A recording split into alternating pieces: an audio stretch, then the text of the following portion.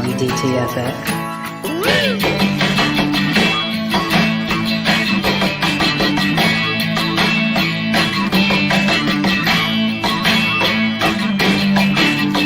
Once again, here is Drinking and Talking Fantasy Football with your hosts, Dustin Lunt and Jake Trowbridge.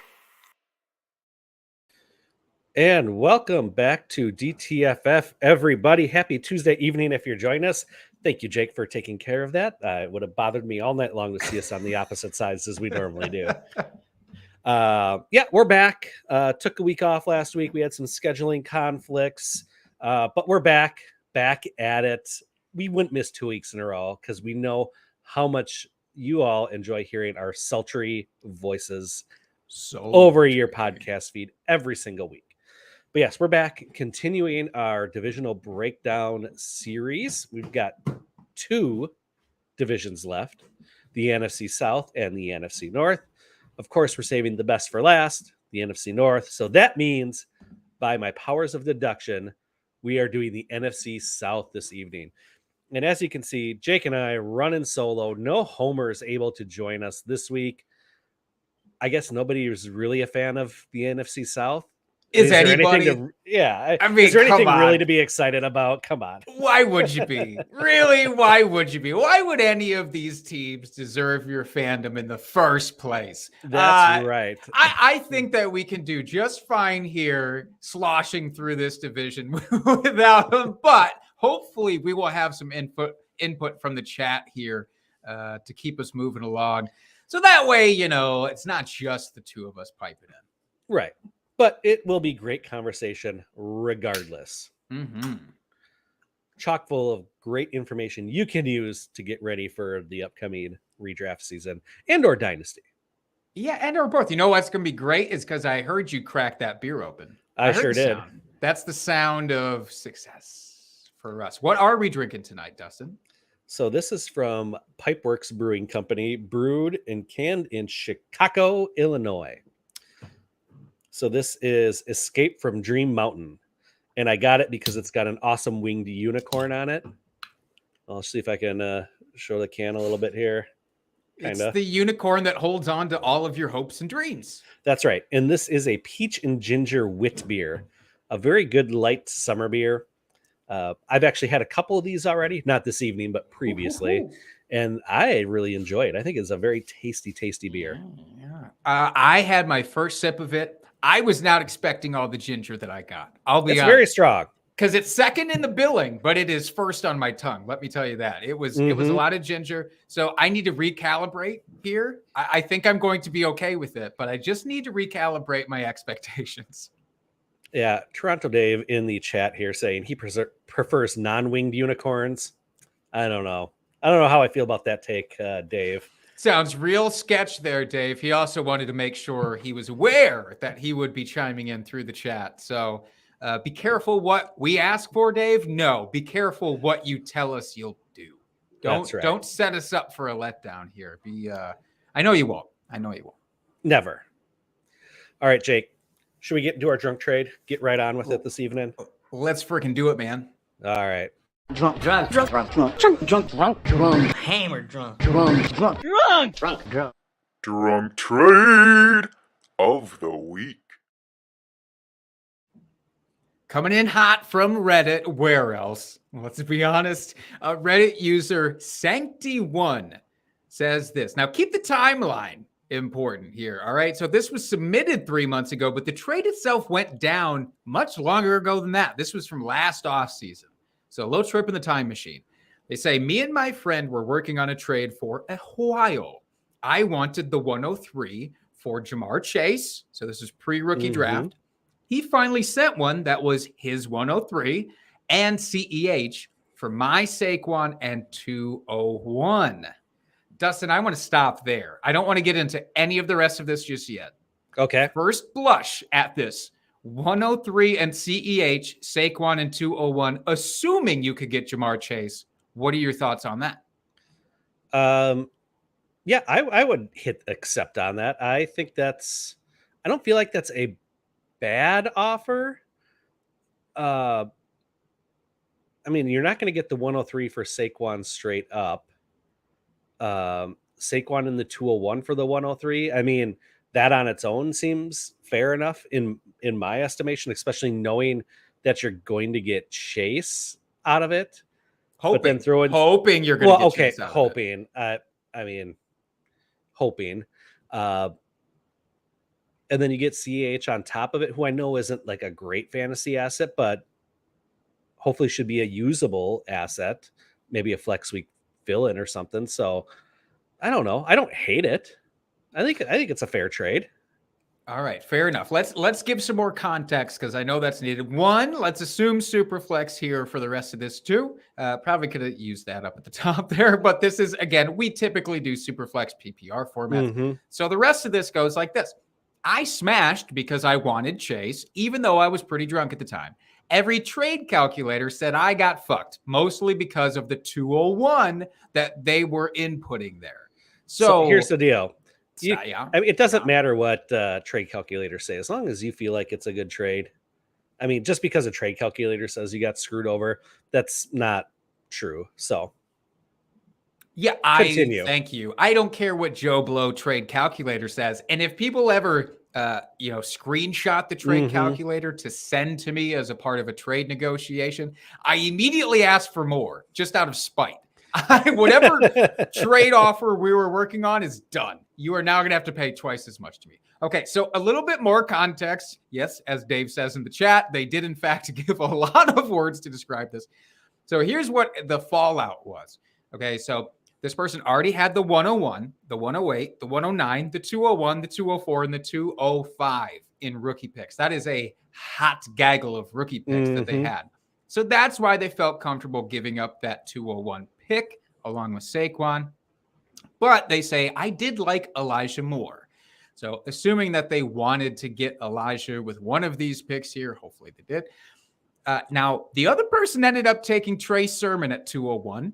So really just dodged a bullet with that draft pick, did the sender here.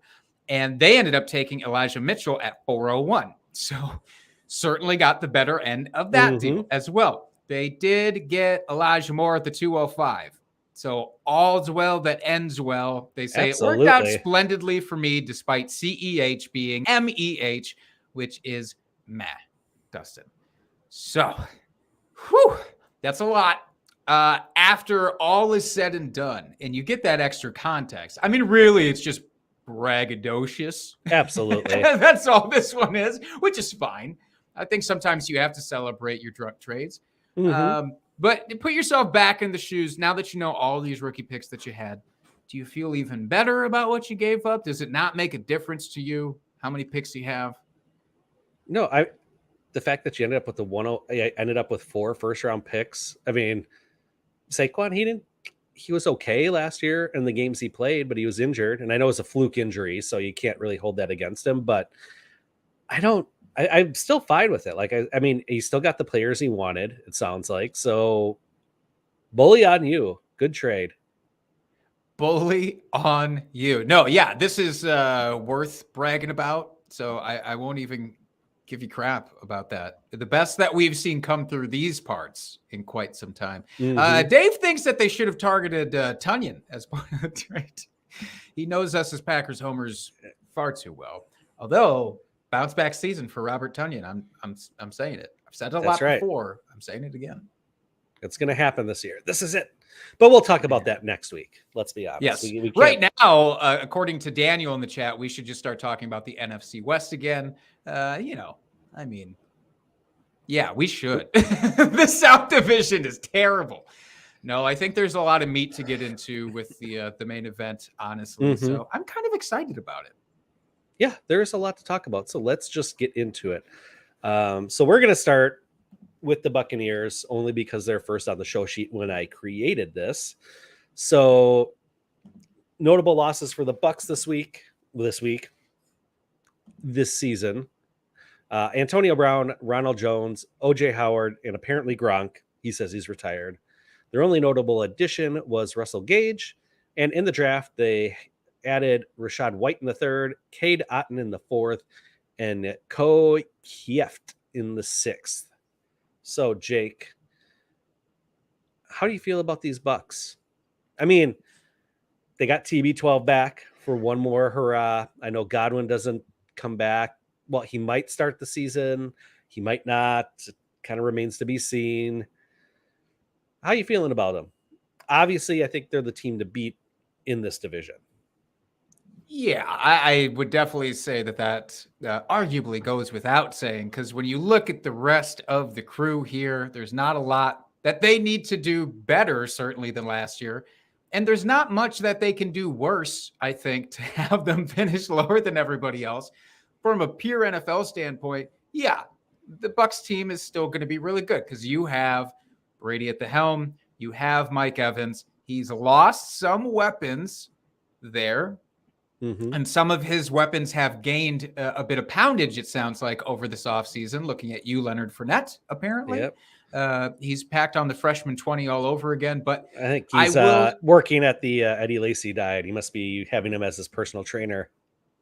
Oh, Eddie. We can never get away from Eddie Lacy. He's ingrained himself in the consciousness of us forever. True but what story. I like about this team from a fantasy perspective is actually the thinning of the herd. I really like, I don't like that Chris Godwin is injured and coming back delayed, but for fantasy, I like what it does for Mike Evans. I like the fact that Antonio Brown is currently out of the mix, supplanted by Russell Gage, who is not Antonio Brown, but should be good as a value. But all of this, to me, leads to Mike Evans being this crazy proficient wide receiver for fantasy this year. I've got on record, he's going to have a career season in 2022, which is saying a lot. He's had nothing but great seasons so far and a couple of amazing ones thrown in the mix. But I really think this is the year that he is just unstoppable. He's a top 3 wide receiver for me. So I like what Top 3, yeah. Top 3. I think he has just as good of a chance of finishing as the wide receiver 1 as anybody else. So I'm all in on him. Ooh, that is spicy. How confident are you in this take, Mr. Jake? I'm comfortable enough to make a beer bet about it. Yeah? Yeah. We could do, I don't know, you determine the threshold. Like I said, I don't want to make it the wide receiver 1. I don't want that little margin for error, but anything beyond that, I'm comfortable with. So you want to say top 5? Give you a little bit of breathing room? Yeah, we do. All right. Points per game, same deal. Points per game, minimum. What's our minimum always? 7, 10? I don't know. Something like that. Well, I mean, in case he gets injured. That's all I'm saying. If he gets injured. Yeah. I would say let's do 10 games. That sounds good. Minimum 10 games. I'm comfortable. Top 5, easy peasy, full PPR. Let's lock it in. All right. Put it on the show sheet. Let's do this. Done and done. Oh, I will lock that in there. But yeah, those are my thoughts overall on the Bucs. It's kind of for fantasy, at least, it's addition by subtraction. So I'm not discounting Chris Godwin returning at all, but I think I'm more skeptical than most. Yeah, and we've seen that for ACLs, it usually takes players a full season to really trust it and get back up to the full game speed and everything. Well, they come back and play. They usually, like I said, take that year to really, really return to form. So I don't hate that. Yeah, I agree with you. I mean, really, the sky's the limit for him. I actually don't hate that take that you have, but just to make it a little bit more interesting, let's throw one on the books here. I do think Russell Gage is an interesting option as well, just because we saw him last season when Ridley went out. I know Kyle Pitts was still there, but he did perform really well. And this is a guy that Brady wanted on the team. So the Bucs went out and got him. So I think Russell Gage could be a sneaky play. I don't know what his ADP is right now, but I can't imagine it's overly high. No, it's pretty low. In fact, I've actually been shocked. Even in best ball formats, he's just not going high, and I don't get it. So let me get his full rank here. So amongst wide receivers, Russell Gage, we're scrolling. We're still scrolling. Wide receiver 43. Oh, which is a smash draft at that position. Just above Chase Claypool and Treylon Burks. I think he could have easily a wide receiver 3 season. top 36. I know people are like, well, that doesn't sound like much, top 36, but you need those players on your team. That is a consistent player that you could have in your lineup every week, a good bye week fill-in, and he's going to have one of those boom weeks here and there where Evans is double covered or whatever, and he's, game scripted to get those targets. So I don't, that's just a ridiculous ADP. Yeah, it's insane. I'm having them everywhere. Now, I don't know what your thoughts on value look like for the rest of this team. People are trying to come out and make Cameron Brate a value because Gronk is, as of right now, retired, as you said, and they want Cameron Brate to supplant that role. What are your thoughts on Brate? No. Any interest? Okay. No, none whatsoever. I mean, maybe if I was taking a dart throw, I would use him maybe as a bye week fill-in if I'm trying to stream tight ends this year, play the matchups. But no, I really have no interest in him. Yeah, same.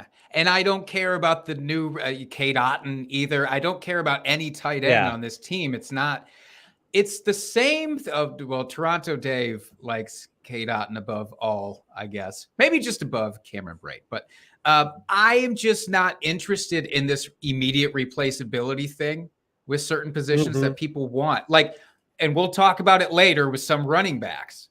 If that running back goes down, the guy behind him is going to do the same thing or just a little bit worse. That's not necessarily the case. Coaches don't game plan just for, I have to get this position involved.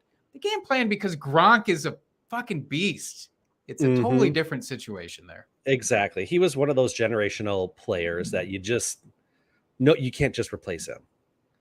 So I guess with all of our talk here, we're assuming that Brady is going to continue doing what he's done, and we're not going to see any sort of decline this year. Or Jake, maybe I'm mistaken, and you do see a decline coming. I can't do it again. I won't.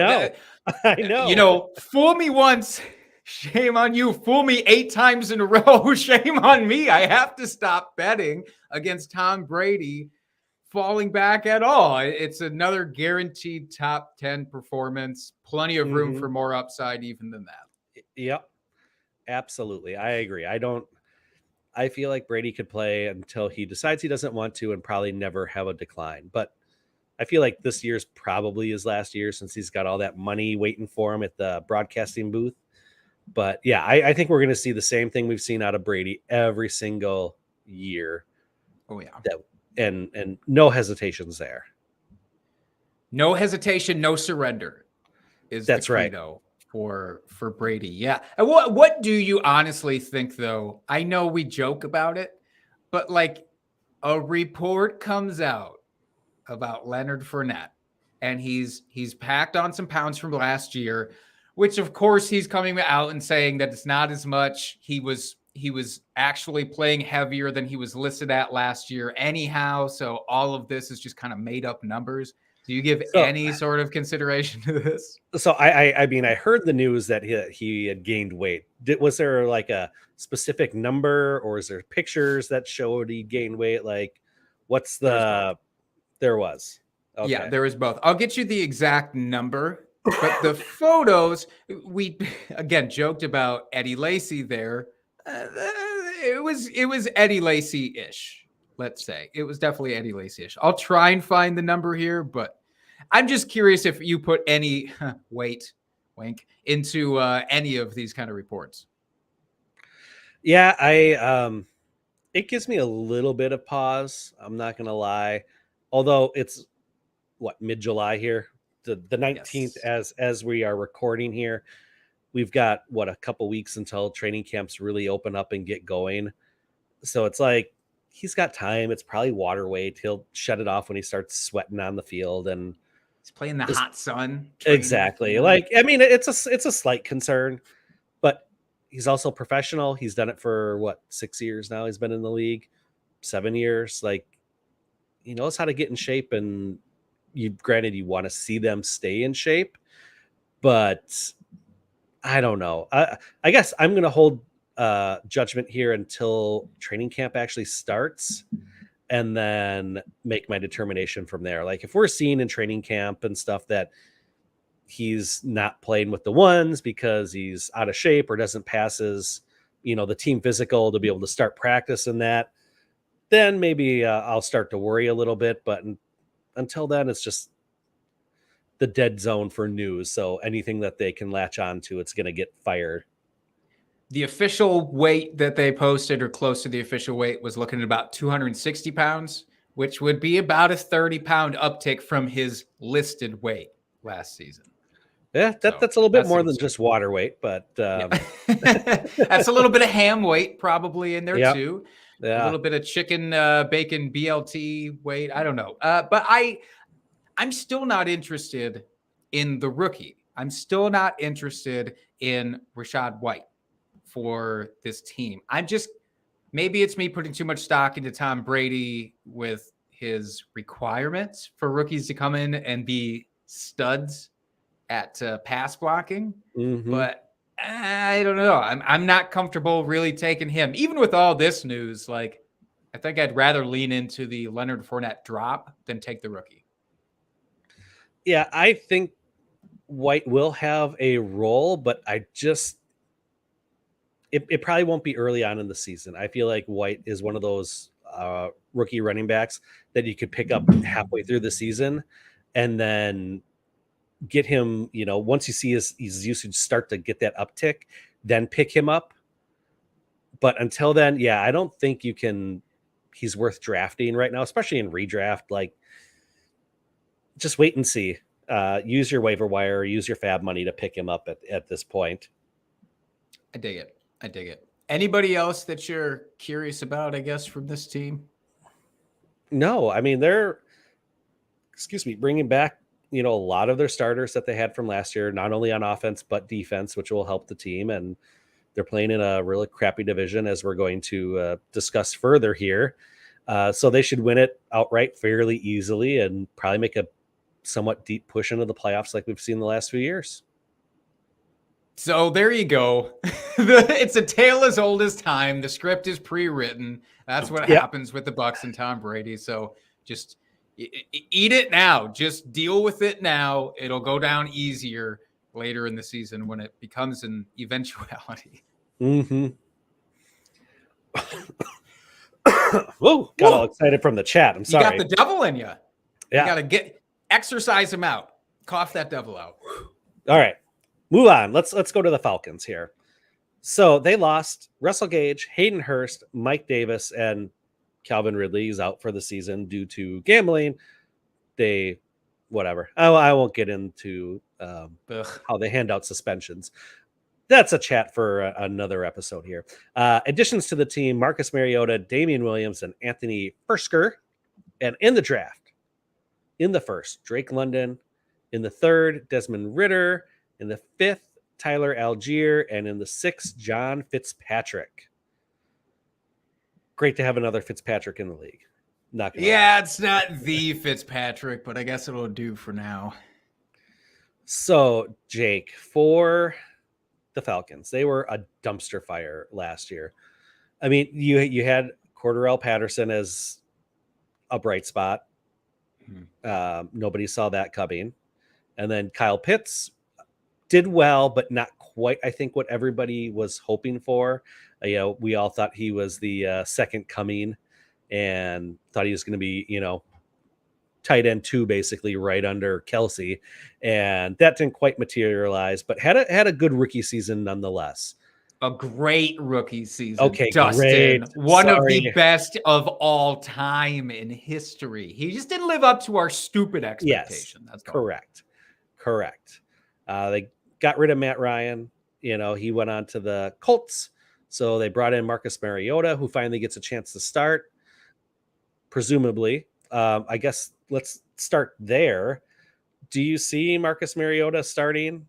And if so, how many games do you think he'll start? Do you think he'll start the whole season? Or do you think they'll let the rookie have a shot just to see what they've got in him before the draft next year? Because it's supposed to be a great quarterback draft the next off season. So what are your thoughts there, Jake? Spoiler alert, they both play. I think that's exactly what we're looking at. And we're looking at close to a 50-50 split from my perspective. I think it gives them every advantage in the world to start off with Marcus Mariota and just to see what happens. What kind of season is this going to be? Are we going to luck out with some wins here and there and maybe try and scrounge our way to a playoff? And if not, you have an experienced veteran quarterback who can help all of the young guys on the team now build. Kyle Pitts included, who had an amazing rookie season, but you don't want him to lose faith and have sort of an Evan Ingram turn of events where you start off flaming hot and just kind of the team around him starts to crater. Players lose confidence, whatever. Same with the rookie Drake London. Like, you want to see this guy who you've invested very highly in. You want to see what he has. And I'm not saying Desmond Ridder can't do good things, but Desmond Ridder is not Marcus Mariota at this standpoint. I actually really like his long-term outlook, especially for fantasy, because I do think that he will be a bit of a dual threat dude. But I think it's stupid not to start Marcus Mariota for at least, the first handful, if not the first half of the season. Yeah, I agree. I think, Ridder is probably going to need some time to get familiar with the offense and the speed of the NFL game. I mean, he went in the third round, not the first round draft capital that we like to see for quarterbacks. So, yeah, but we didn't see any of the quarterbacks go really high except for Pickett. So it's, third round, though. We've seen other third round quarterbacks do well, Russell Wilson being the highlight there. But yeah, I do think they give him a chance this season because let's be honest, they're not going to be competing for anything. They're just not. I just don't see it. So at some point they'll give him the nod and see what they've gotten him. I think, the worst thing that happens is they lose more games. And they get a better draft pick, to get one of these stud quarterbacks coming out this next year. So, yeah, I do think both of them start. I'm guessing it'll probably be, not quite halfway through the season, and Ridder will get the nod. I don't see, unless Mariota is really super efficient and doing actually really, really well, then maybe they hold off. But I mean, if they're losing games and they're not super competitive, I don't see any reason why you wouldn't want to start Ridder just to see what you've got. So then let me throw this out to you. If we're close to being the same about essentially a 50-50 split, right, let's say for the season, close to it. So does one of these quarterbacks actually help the rest of the fantasy assets more than the other? I have some borderline thoughts on this, but I'm very curious.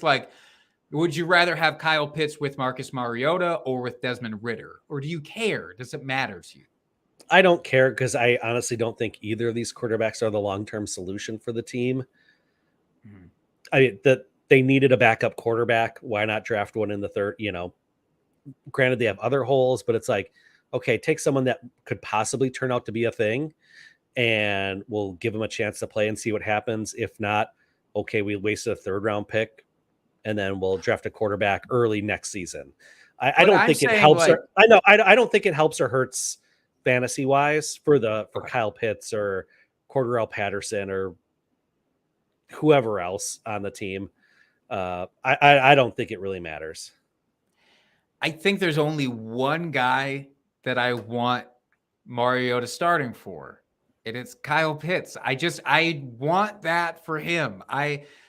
Both of the quarterbacks do actually have, I think, an underrated rushing aspect to them. Marcus Mariota is no slouch in that department, especially as he gets into the red zone.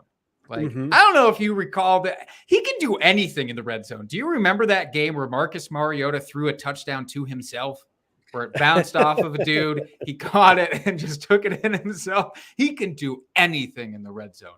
But historically, Marcus Mariota and tight ends have gone together very well. Delaney Walker had some of his best years in his career with Marcus Mariota at a later stage, thanks in part to, I don't think it was the scheme, because the scheme was basically the same before Mariota got there. But once Mariota was in Tennessee, good things happened for Delaney Walker.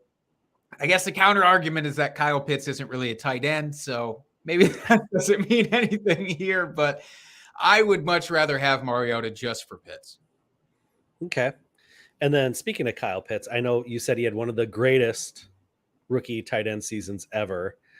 Do you see him actually like with the true breakout this year? I know the big knock against him and that really held him back from being catapulted into that elite tier was his lack of touchdowns. He only had one touchdown all season. Obviously, we're in line for some positive regression there. Is this a year it happens? I mean, do we see this year to break out where he is like tight end number 2 underneath Kelsey, or your expectations tempered a little bit?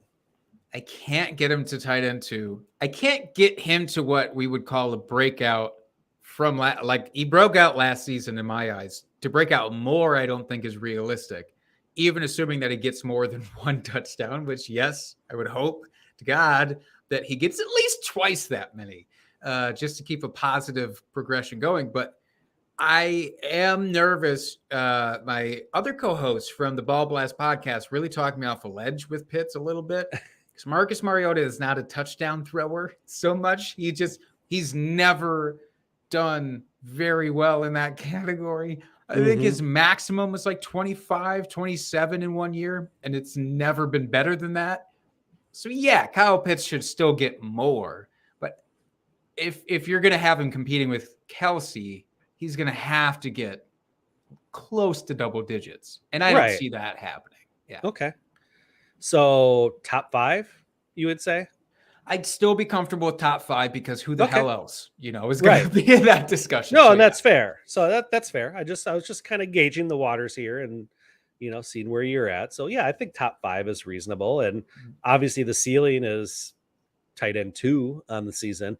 I don't think he could supplant Kelsey this year, barring injury or something to Kelsey, or that offense just totally taking a huge step back. But yeah, I think ceiling's tight end 2, definitely, if he gets those touchdowns and is hyper targeted. But yeah, I think top 5 is a fairly safe bet. And his ADP, I think, is right around there. I think it's right around tight end 5 right now. So at that point, yeah, I'm fine with it, because him and George Kittle are like the big toss-ups to me. Both could be amazing. Both could kind of stink. And neither would surprise me that much. So I don't know. The one guy I really can't peg, and then we can move on from the Falcons, probably, because there's just not a lot. But I don't know what to do with Drake London. I want to believe in the rookie, but I'm just not inspired given the situation surrounding him. Do you have any proclivities, dare I say? I for redraft this year, I mean, if I were going to take a shot on him, it would be super late in my draft or pick him up off the waiver wire. I think he could be one of those wide receivers in the second half of the season that kind of starts to come on and he might be usable, but I don't see it early in the season, just for all the reasons we've talked about with the quarterbacks and probably Pitts being hyper targeted. So yeah, Drake London, no interest early on, and probably where he's being drafted, I probably won't draft him just because I don't want him sitting on my bench for 8 weeks and then me cutting him, and then another week later he finally goes off and is useful in the offense. So he's wide receiver 40 right now. That's 3 spots ahead of Russell Gage. Way so too high. Obviously have Gage. Okay. Oh yeah, that is stupid. I would not be drafting there. One that I have to give you here, because this will really put it to the test. Drake London going back to back with Robert Woods. Who would you rather have? Give me Bobby Trees. Even with the potential for a slow start off of the injury, you'd rather take Robert Woods. Yes. Yeah, Robert Woods has done it. He's going to be the wide receiver 1 on his team. I just... Yeah. Right. If you're saying definitively above Treylon Burks, who is dealing with his own injury issues, I secretly think maybe the real top target on the team is Austin Hooper, but we don't have to talk about that now. But I was just curious, because Drake, I don't know. A lot of these rookie wide receivers are giving me fits right now, and not in a good way. So I was just curious. Yeah. Let's talk one last thing here for the Falcons. just quickly, right. Cordarrelle Patterson, is he going to be the lead back? They drafted Tyler Algier, which I know some people think has some potential, at least this year, to pop off. Maybe not a long-term solution, but it maybe this year. And then, as we said, they brought in Damien Williams, who has, again, shown in fits that he can play and has flashed. So, or is it just Cordarrelle Patterson? They brought in these other guys just for depth pieces. I don't think it's anybody. I remember we talked so much last season about start Cordarrelle Patterson until he fails you, basically, like because you just had to. He was doing so well, and then he failed you. He started failing you towards the end of the season, and it's I don't think it's going to get better from there, given the offensive surrounding, given that he's another year older for his position, even as a hybrid position is still pretty old. It's not going to get better. So if you want him as a dart throw, fine, take him as a dart throw, but don't expect him to be a lead back type. Okay, fair enough. Let's move on then to the Panthers. Do it. Fucking Panthers. I don't know why I have so much vitriol for them right now, but I just do. All right. So notable losses. Amir Abdullah, the Abdullah train, left the station, and Alex Erickson. I know, not really notable, but they were the most notable of losses on their team. And the additions, Baker Mayfield and Rashard Higgins. And in the draft, took a quarterback in the third with Matt Corral. So obviously, we need to start with the quarterback position here. You got Baker coming in, presumably going to be the starter. Can't imagine that they're going to be starting Sam Darnold. I'm guessing he's either a trade target or gets cut before the season starts. I don't know, just a feeling. And then they're not going to be starting the rookie again, third round pick. If they had that much confidence in him, they wouldn't have traded for Baker, even though they basically got Baker for a ham sandwich. But that being said, realistically, one, Baker upgrade as far as the quarterback room go, and two, how does he fit in this offense and affect the fantasy production of the other offensive weapons? He's 100% an upgrade for whatever they had at the quarterbacks. I'm sorry, Sam Darnold, and people that think that Sam Darnold is better than Baker Mayfield. I've seen that floated out there along popular NFL media today. I don't get it. I don't know what you're imbibing to get to that point. Baker Mayfield is an upgrade for everybody except for CMC, because CMC isn't going to be upgraded by a quarterback. I just don't think he is. I don't think it matters. It's just he is what he is. Everybody else, though, should benefit in some small way. The thing with DJ Moore is he should benefit, hopefully, with touchdowns, more touchdown opportunities with Baker. I think that's the only place I see him benefiting, because he's always gotten the targets, and he's kind of become that like Jarvis Landry 2.0 of, I'm just going to absorb all of these targets. I'm going to be really good with them. But I'm not going to score that much. So if we can get him touchdowns, then that'd be terrific. I don't know. Also, history says he's only going to score 4 touchdowns, though. That's the max. That's the max that they allow him to do. It's the max. It's 4. That's it. Once he gets to 4, one of those doctors is coming in with a syringe, and they're going to make sure he's out for the rest of the season because he can't get above that number, and they don't want to chance it. So they're going to borrow whoever Tyrod Taylor's doctor was to come in and fix that shit. But I think Robbie Anderson, I don't want to say this out loud, okay? Understand, I'm prefacing this. I don't want to be the guy to say this. But you're going to be the guy to say it. Probably got like a little bit of an upgrade with Baker. I'm not drafting him. I'm not in on him, but he got an upgrade. That does nothing for me. Okay. I'm just saying, would you rather have, apropos of nothing else, not actual points scored, would you rather have Robbie Anderson with Sam Darnold or Robbie Anderson with Baker Mayfield? I guess Baker, but there you go. It doesn't do anything for me. Okay, but it's an upgrade. It is. I agree. I think Baker is an upgrade for this team. It's hard to say. I want to say this is one of the more talented teams he's been on, but that's just not true because he was on a very talented offense, at least for the Browns, but maybe now he's in a more pass-heavy offense this year. I don't know. I know CMC's coming back. Great runner, great pass catcher. It's hard to say. I guess Baker will be a low-end QB2 at best. I don't know. I'm not expecting the world out of him, although I do think CMC and DJ Moore are going to be fine. They're still going to get theirs. I mean, they're going to have to score points in this division just with how terrible all the defenses are, save for the Bucs, but all the offenses, should score points. So at least with the divisional games, it should be shootouts and not really defensive matchups. Yeah. So there's opportunity for points to be put up in yards for the team.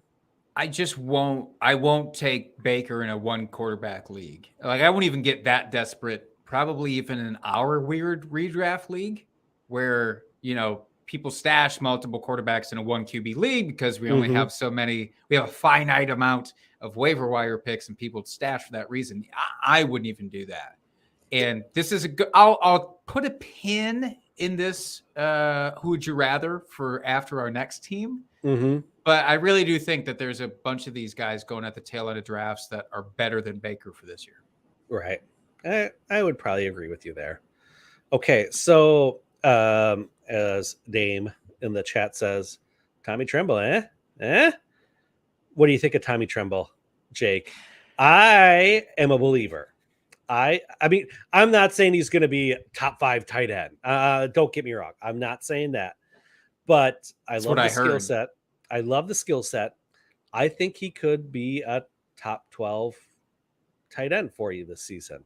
I think he's ready to take that next step. This is third year. It's the third year breakout. And you've got DJ Moore, you've got CMC, and you've got no one else to throw to on that team. Why Terrace Marshall would like to have a word with you. You're not a Terrace Marshall truther then, very clearly. Not a truther, but I mean, he didn't really do much though this last season either. I know he's a rookie, but even as a rookie with limited... A rookie with a complete desecration of quarterbacks sitting back there. Like, there was nobody worthwhile. And yeah, DJ Moore ate because it's DJ Moore. But you know what they say. You know how the saying goes. I don't. Talent. If you're talented, you'll get the targets. I don't think that's a saying. I think you just made that up. No, go ask Peter Howard. Okay. Maybe he doesn't. Peter has a lot of sayings. Maybe he doesn't say it quite that way, but that's the essential gist of it. Is that talented players they get the volume, and if we didn't see volume last season or even an uptick as the season went on, I don't know. Maybe he's not a thing that everyone thinks he wants to be. Yeah. Well, what was the reasoning for Tommy Tremble then getting 35 targets last year? And I think that was his rookie season, actually. Technically, it was last year. But like you say, there's nobody else there to compete with. And we always talk about this thing of bad quarterbacks kind of check down to their tight ends a lot more or their running backs a lot more, which I don't know. Maybe not. But like there was nothing but opportunity last year. I guess you can just argue that he was a rookie. There you go. That's my argument. but I think are earned around. Yes. Yeah. So I do think he could be a top 12 tight end. And I know not saying that's a pretty low bar here in our world, but if he's usable week to week or most weeks and can be a, reliable starting tight end for you. If you want to trade for him in Dynasty, you probably don't even have to trade. If you want to pick him up off waivers in Dynasty, I am all for that to see what happens. I am out entirely on ever having him on my team in this year's season, unless like week 6, he's thrown up, I don't know, some decent production. I'll spend a fab on him. I'll use a waiver wire selection. I can't wait to throw this back in your face. Do you want to make a beer bet out of this, Dustin? You are brimming with confidence. No, I'm just gonna throw it back at you though. When Tommy Tremble has his blow up game week 1, and be like, hey, remember this? Remember what we talked about? How you said he's dead, DED. No, he's not. Yeah. So you're confident, but not confident enough for that beer bet. I would give All you right. top 15. Oh, I'll take that all day. Top 15. Let's lock it Easy. in. I'll put it on the sheet. Yeah. Yeah, easy. I'm out. Okay. Oh, easy. All right. Which I realize I probably dug my feels own like grave because stealing. it doesn't take anything for That just feels like stealing. I feel like I'm just dumping beer down your throat now because you have to chug a beer. I mean, that's just We're not in a White Snake video, dude. Come on. Let's have some class about it. It just seems like an easy W for me here. And right. I can't believe you just double down year after year on making tight end bets, even though you know you're awful at evaluating tight ends. One of these days it's going to hit and it's going to feel so good. And I'm pretty sure this is the year. Do we even bother with the same minimum bullshit? We still doing that? I don't care. All right. Points per game. Minimum yes, 10. Points per game. I mean, come on. Ridiculous. Oh, we're just going to say top 15 overall and you don't care about anything else? No. That's how little I think about Tommy Tremble. Okay. But, all right. To each your own. So all right. We'll revisit it. All right. And then let's end this conversation with one of the few highlights of the team, and that is CMC. Do we see him finally get back to health this year after being banged up the last few years? And if so, do you expect the Panthers to keep him at his pre-injury workload? Or do you see them, getting some of these other running backs that they have, Chuba Hubbard, who's the other guy they just brought in? My mind's drawing a blank. My mind's telling me no. No? Okay. No. Sorry. They just brought in someone Deonta else. Foreman. Yes. Deonta Foreman. Thank you. Do you see either of them taking some of the workload off of him? I know Deonta Foreman looked good last year when he played. Did. But so what are your feelings overall with CMC and his workload? I don't have any predictions for his health. I'm not going to do that. I'm not going to predict whether he's going to be healthy. Not a doctor. I'm not going to predict that. But what is nice, at least, is that we have some frame of reference for last year when he was coming off of an injury. And we saw how they handled him last year before the injury, which I guess is good. So in the first 3 games, he was pacing out for 17 rushing attempts per game, 6 targets per game. He was very, very healthily involved. However, then he got hurt week 4. So my speculation on the matter is they won't run him the way that they did those first 3 games again. Because, why do that? We saw how it worked last year. It didn't work very well. But then, I look at what they did after he came back last year in the back half of the season. And he played like another 5 games, and then he got hurt again. Remember, it was this on again, off again thing. But then in those games, it's not as if he suffered that much because he still got 6 targets per game, averaged 12 rushing attempts per game. I'm less concerned about the rushing attempts than I am the targets. If they're going to keep force feeding him targets, that's all I want out of CMC. Oh, absolutely. So then I don't care as much about his usage. If you take away some of his usage, if you limit him a little bit, he's going to be incredibly efficient. He might make up for it in efficiency. I'm not worried in any facet.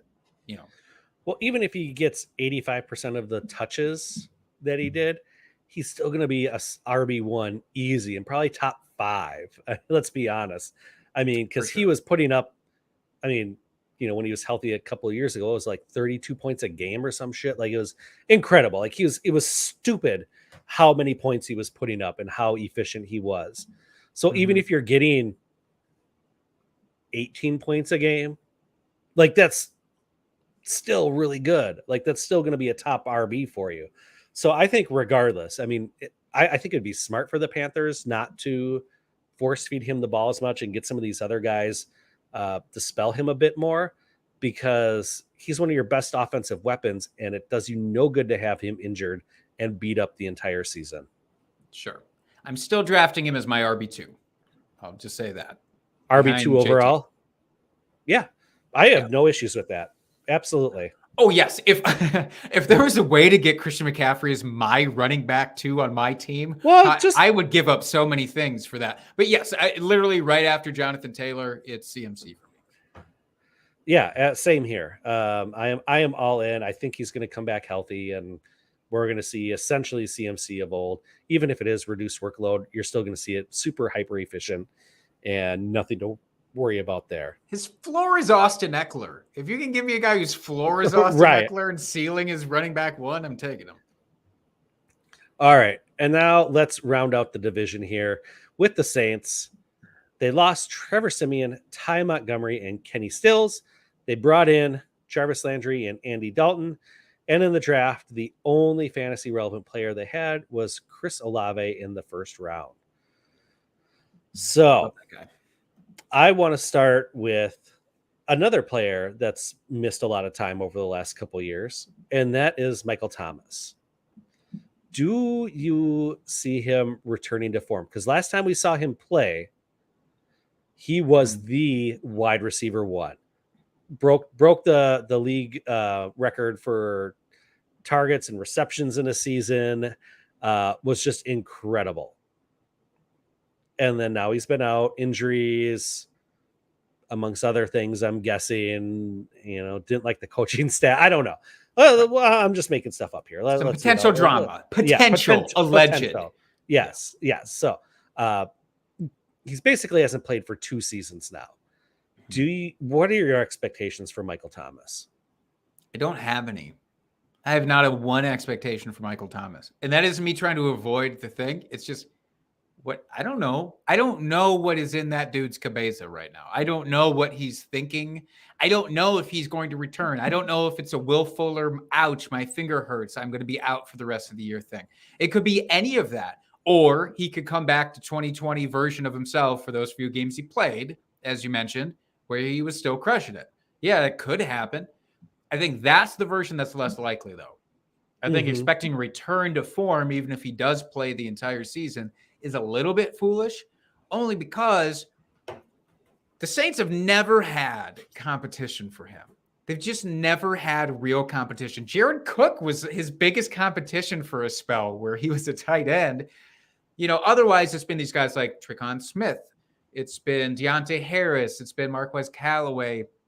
And if you like any of those guys, I'm sorry, but they just aren't real competition compared to Chris Olave, who I do like a lot as a rookie coming in. I also really like Jarvis Landry for what Jarvis Landry does on the football field. I don't think he's going to be fantasy relevant, but him and Michael Thomas do eat into each other's roles a little bit. So I would slow my roll about Michael Thomas and expecting something big this year. Yeah, I am expecting maybe a ceiling to be a mid-range wide receiver 2 at a ceiling. I think that's fair. It's still very, very useful. It's useful. I'm not quite sure how to feel about him either, but we know he has the talent. When someone's out for 2 years, it's kind of hard just to bet on them returning to any sort of form, especially early in the season. Like maybe by the second half of the year, we'll see him starting to get back to form and start, commanding all those targets and really being in game shape. I don't know. I'm kind of with you. I don't know how to feel about him. And I probably am just going to not draft him this year unless he falls ridiculous in the draft, where it becomes a point where it's like, well, the risk is worth the reward here. I mean, so. Do you want to play the ADP game with him here and just really give yourself a headache? Yeah, because we can do that. All let's do it. Let's do it, man. Yeah, I'm excited. So Michael Thomas is going in full PPR drafts right now. Oh, this is kind of gross. Michael Thomas is wide receiver 29. That feels really high for me. Or is that right to you? Does that 29? feel comfortable? Yeah, he's wide receiver 29. So he is sandwiched between Adam Thielen and Allen Robinson right now. Which I would take both of them over him. Same. But I don't feel like that ADP is bad, though. If we just set his ceilings a mid wide receiver 2. So he can get a 10-spot bump, I guess. Yeah. I mean, so I mean, I guess. That's not, I mean, it's not that I don't think he's overpriced. necessarily. Like, I think it's a fair ADP, but I think there's probably guys I just would personally want around him. Like you just said with Allen Robinson, Adam Thielen, I would take both of them over him in a heartbeat. Here's a big one that's been out in the Twitter sphere for a little bit. Michael Thomas or Gabriel Davis? Michael Thomas. Yeah, I think I actually would side with you on that one. I'm not a Gabe Davis big believer. Same. Best ball, yes. Best ball. Yeah. Best ball, I love him on my team, but for redraft this year, no. How about one more, and then we'll move on. Juju Smith-Schuster or Michael Thomas? Oh, that's kind of a push. I mean, because you don't know who the guy is in Casey? Yeah, I mean, and the only time I guess if I had to choose one, I would probably do Michael Thomas because I think his ceiling's a bit higher.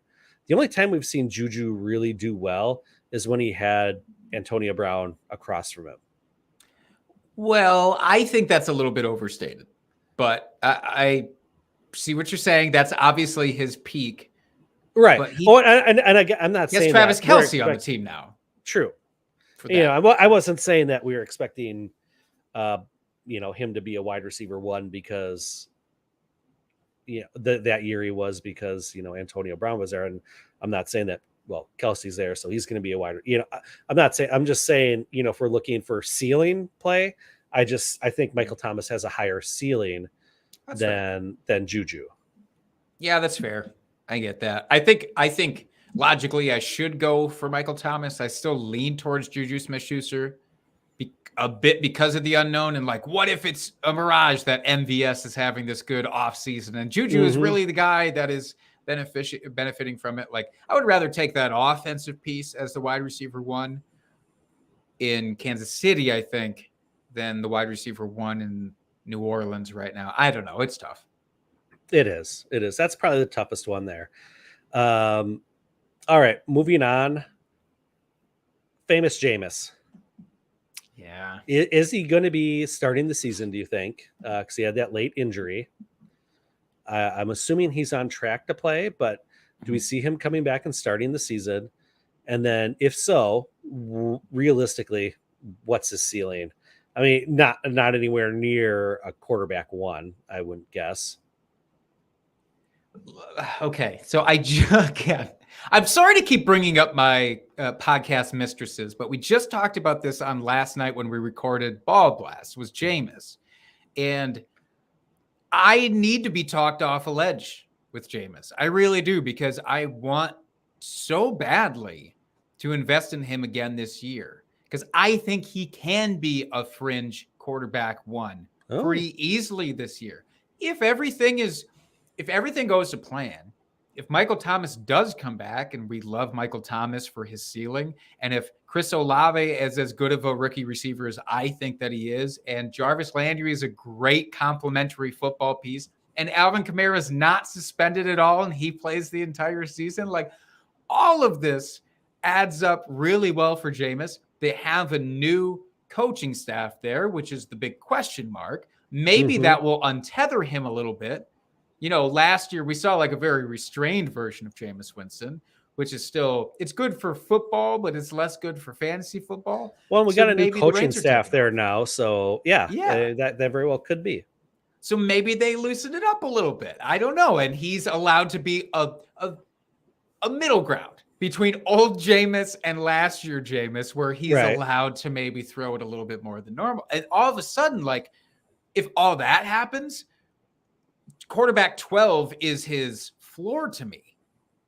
But that's asking a lot to go right. So I do need to be talked off the ledge with him a little bit. I mean, I could see the argument where he sneaks into the top 12 or be that fringe quarterback 12, quarterback 13. Like, I see a world where that could happen. A competitive division. Realistically, though, I don't see that happening. A lot of things would have to break right, as you said. I think a lot of things would have to break right for that to realistically happen. Is he someone that maybe you have on your bench as a quarterback 2 that you can spot play on certain weeks and kind of play matchups, or if you punt the position a little bit and say go for like a Kirk Cousins or maybe a Trevor Lawrence or something, you totally punt quarterback and you're going that late round QB strategy, and you get, like I said, one of those two guys, and then have Jameis as your second quarterback to kind of stream the weeks then and pick your poison. Mm-hmm. That I could see. I mean, he would be a very solid quarterback too, I feel like, for your squad. He's like a guaranteed top 6 quarterback when he plays the Falcons. So it's like take him for those 2 games and be but I mean, thrilled. this like I said, I could see him squeaking into the top 12 if everything breaks right. Mm-hmm. I just don't know if his ceiling would be higher than that. And like I said, everything would have to go right. Well, let's shift away a little bit. And this we just got a comment in the chat that's perfect for this. So we talked about Alvin Kamara. So 6-game suspension seems like it's on the table. I've seen a lot of reports from people who are more in the legal expertise saying that this could get pushed out to 2023 and there would be no suspension for Alvin Kamara in 2022. So if that's the case, obviously we still love Alvin Kamara, and he is a crazy value in drafts right now. I'm getting him in best ball in the 4th round. Sometimes he slips to the 5th. It's insane. Yeah, it's crazy. So, but if he doesn't play, then that comes, who's behind him? So Mark Ingram's still there. I mean, he's like 34 years old, but he is still there. He's the Frank Gore of this team. Yep. So Fantasy and Frames. Yeah. Asking, what do you think about grabbing Mark Ingram? He's currently RB 54, according to Fantasy Pros. I mean, if Kamara's suspended and we actually get something before the season starts, yeah, I think he is a viable fill-in for those 6 weeks or 4 weeks, however long the suspension is. But to have him, I don't know, as just the backup on the squad, where Kamara's going to get the bulk of the carries and the receptions and everything, I just don't know if it'd be worth it. I mean, at running back 54, I mean, you're not spending high draft capital on him whatsoever. You could probably pick him up the last couple rounds of your draft. But I don't know if there's enough meat on the bone there to have him on your squad as a backup running back. Yeah, I like what you're saying there, because it's not that obviously his draft capital is anything to worry about, but what's your upside with drafting a guy like that late? Am I drafting somebody who can fill in for me and be a borderline flex play some weeks? Great, but that's not why I'm taking those guys at the end of my draft. I'd rather take a Tyler Algier from the Falcons to see if he turns into anything. I'd rather take a Tyler Batty from the Baltimore Ravens to see if he turns in. There's so many guys that just have a lot more upside. So I'm pretty much out there. I was trying to get a decent set of splits for, Ingram playing even without Alvin Kamara, and they don't really exist. And they're not even going to be relevant because he's so old. He's so old. And they now have a lot more decent pass catching compliments on that team, where like whatever utility he had in those games, meager as it was, I think is even less now, because there's real options to throw to on that team now. So you don't even need him. Yeah. So that really answered the last question I had on the show sheet there about Kamara being suspended. Obviously, I think Ingram would be the guy to draft, but I don't think Kamara is going to get suspended. I've heard the same thing, Jake, where it sounds like suspension couldn't happen at all, whether it's pushed off a year or just doesn't happen. So, I think Kamara is safe for this season at least, and it's not worth drafting anybody out of that backfield. Again, something changes, totally different story. If he's suspended for 6 games, Mark Ingram instantly jumps up the board. And is worth starting for 6 weeks. I'd rather, in that situation, I think I'd rather take a shot. Like they have an undrafted free agent, Abram Smith, that joined the team. I've seen some hype coming for him lately, because he really did crush the last couple of years in college, and he just had some difficulties kind of learning the position. because it wasn't his natural position. But like, I do think that, again, go for upside in those situations. Yes. I don't want the Frank Gore type for me in the last round. It's no disrespect to these guys. That's who right. are fantastic football players, but for fantasy, that doesn't do me any good. Mm-hmm. Yep, I agree. So that about wraps it up, Jake. Do you have any last thoughts here about the NFC South before we sign off for the evening? Rob Gronkowski's coming back, and he's going to be a top 5 tight end. Nice. Just as an aside, I do think Gronk probably does come back. I think he's saying he's retiring just so he doesn't have to go through training camp and everything. He'll come in, especially if the Bucs are just steam plowing through the division, he'll come back like halfway through the season. Or God forbid, if like Cameron Brate gets hurt or something, they're like, Gronk, we can use you. He'll be like, okay, I'll come back. I think it's a situation like that. He said he won't come back even if Tom asks. I call bullshit on that. I think that is that just too. a prime, like, I'm gonna take this as seriously as possible for the next month and a half, and then come back and be the savior of the team. That would be classic Gronk. Concur. So he's the ideal last round pick in like best ball, especially right now. If you're into that sort of thing, like he's on draft. Nobody is touching him because of this. Take him in every last round of your drafts. Yep, I agree. All right, folks. Well, that's going to do it for this week. Next week, we have the NFC North finishing off the divisional breakdown series. Obviously, saving our hometown Packers for last. It'll be a great show. Come join us for that. Tuesday, same time, same place. You know where to find us. And if you don't, I'll tell you. We're on YouTube. Just type into the search bar, Drinking and Talking Fantasy Football.